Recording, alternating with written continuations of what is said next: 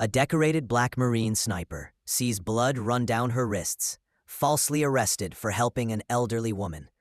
But the town's corrupt sheriff had no idea who she was. Because the woman he mocked, she trained to eliminate enemies, silently and with precision.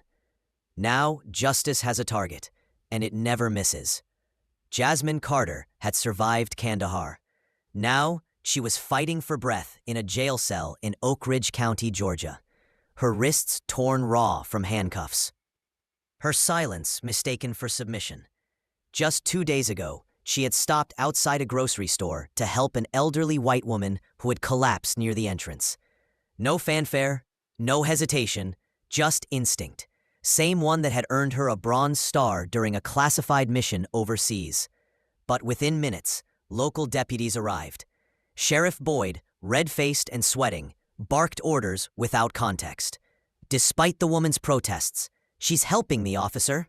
Jasmine was slammed against a wall, zip-tied, and thrown into the back of a squad car. By the time she made it to booking, her dog tags were missing. So was her military ID.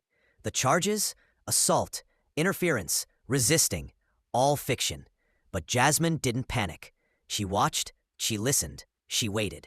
In her cell, she traced every move of the guards, who they targeted, how they delayed medication, how black inmates were routinely moved, silenced, forgotten. She began passing coded messages through her public defender, Marcus Green, a young attorney who had expected a routine case, but found himself staring into the eyes of a soldier trained in more than combat, in strategy. Soon, Jasmine's name triggered whispers beyond Oak Ridge. Her former commander, General Ruth Hadley, picked up the phone, and when veterans across the country heard what had happened to Shadow 6, their nickname for Jasmine, they mobilized. The courtroom didn't expect a 4-star general to appear during the arraignment, or for half the gallery to be filled with combat veterans standing in silent formation. Sheriff Boyd's smirk faded fast, and when the courtroom screen flickered to life, showing hidden footage recovered by Jasmine's legal team, everything changed. The elderly woman, now hospitalized, testified by video. "That lady saved me, and they hurt her for it." The judge had no choice but to dismiss all charges, but the case didn't die there. Federal investigators raided the sheriff's office, and Jasmine, she walked out, not just free, but leading a new fight for those who couldn't speak, couldn't afford to stay, or were buried under silence.